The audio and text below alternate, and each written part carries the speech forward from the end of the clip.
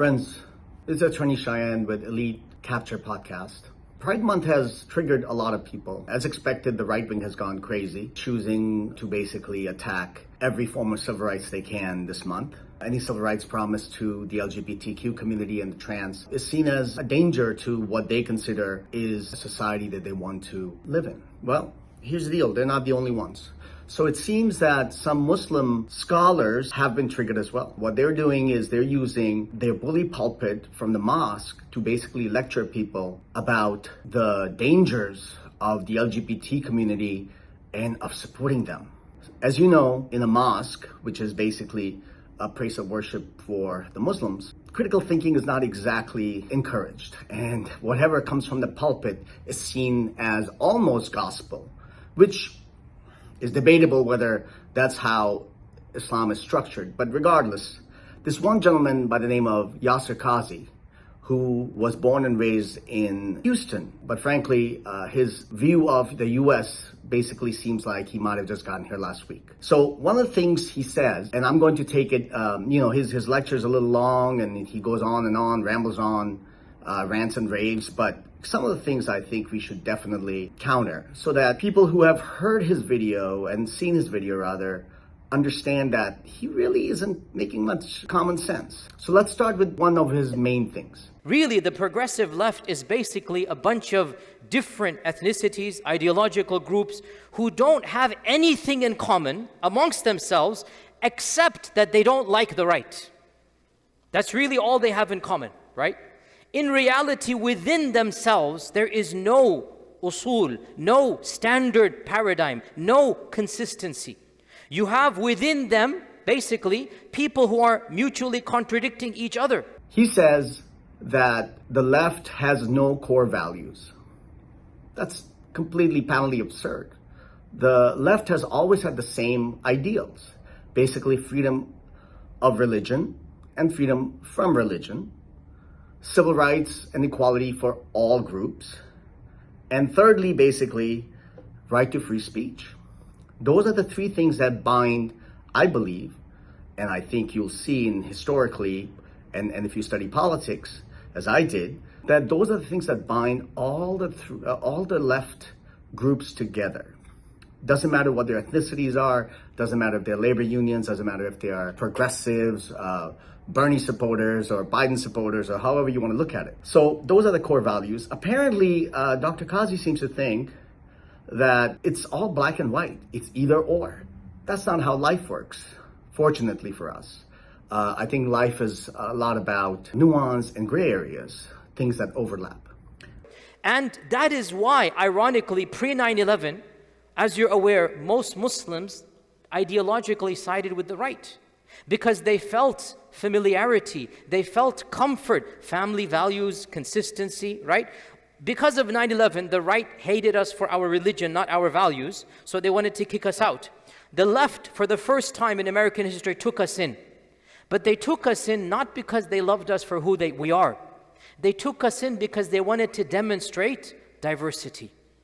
They wanted to demonstrate inclusiveness. The left did not embrace Muslims or minorities, maybe, till after 9/11, which is completely absurd and not even a fact that can be backed up by any statistic or anecdote. Mr. Qadhi needs to look into the 1965 Immigration Act and to see what it did. That was brought by the left, signed by LBJ, and that is what opened up the gates of this country to the immigrants, to the brown people, to Dr. Qadhi's own parents. He completely is wrong about that. To say that the left only embraced minorities after 9/11 is absurd, mainly because, not just because of the past legacy of what the Democrats have done in this country, but also the fact that before 9/11, Bill Clinton got most of the Muslim votes. Bill Clinton was the one who saved Bosnian Muslims when nobody else wanted to.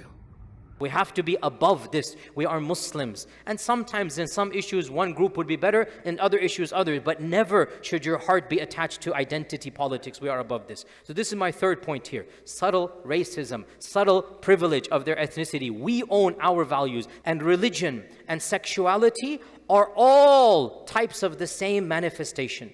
They compare skin color and ethnicity with religion, with sexuality.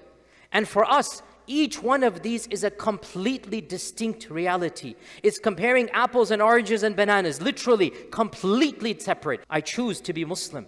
Faith is a choice. Faith involves multiple aspects of ritual, of theology, of life and death, of ethics, of values. They are not all the same.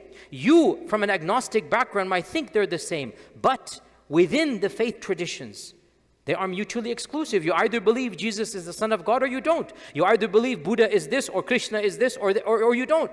It's mutually exclusive. He claims that if you basically are Democrat or Republican, you are engaging in identity politics. No, you're not. It's a big tent. It's a two-party system here, and you have to engage with the parties. You must. If you don't, then you're a fool.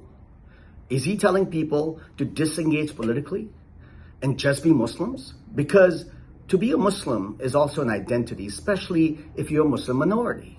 So essentially he's saying, don't play their identity politics, play my identity politics. Just be Muslim. Listen to me. I'll define how a Muslim should behave and what a Muslim should believe, and then just go and do that.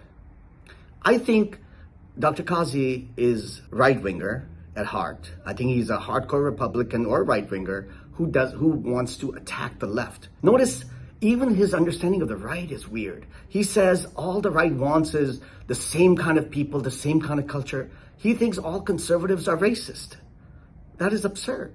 I mean, how can you live in this country and like him, be born here and raised here and see so black and white in the last 30, 40 years? So keep that in mind, that Dr. Qadhi's ranting and raving is not a historical lecture, or it's not historically accurate either.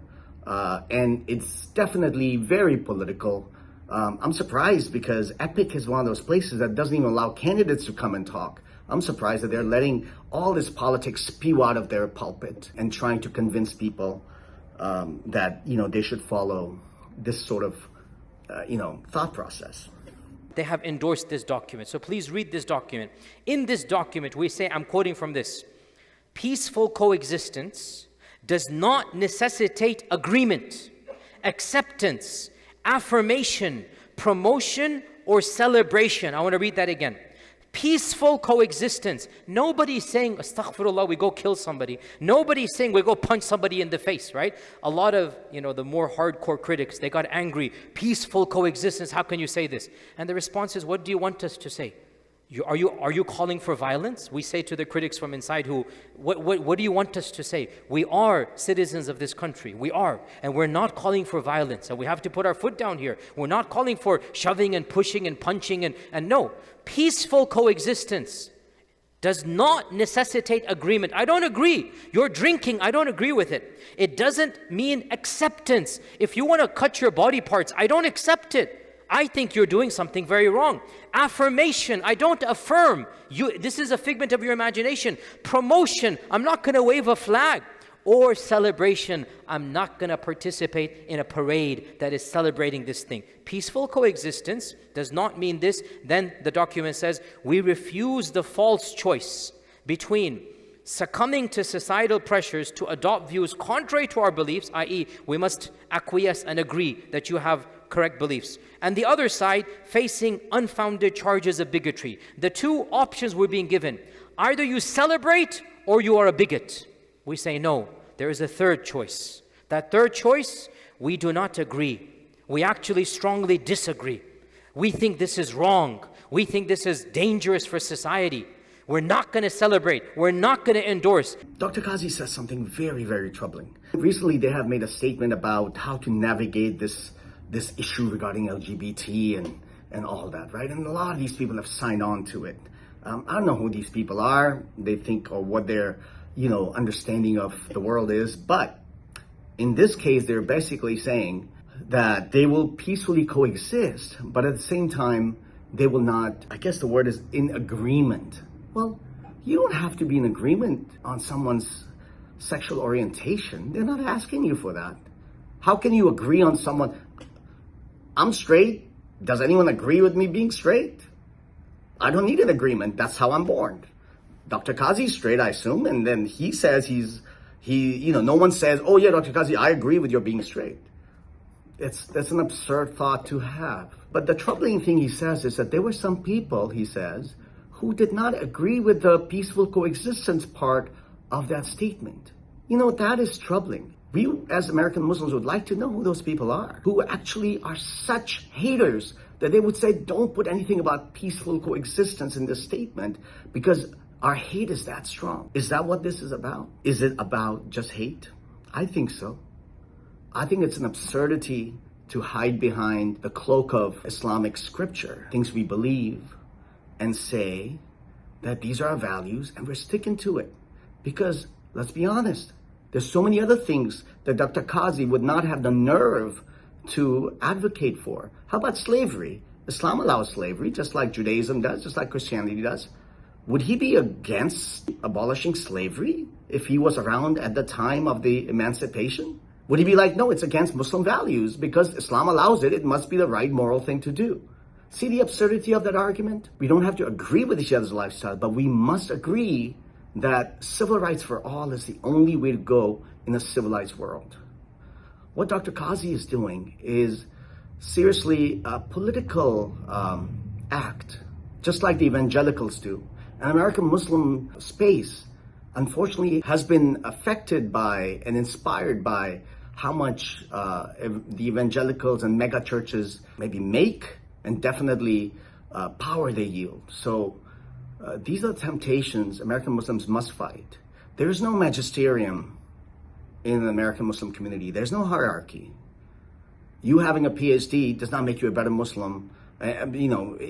Reading Arabic or whatever does not make you a better Muslim than anyone else. That's not how Islam works. That's not the Islam that most of us practice and are part of.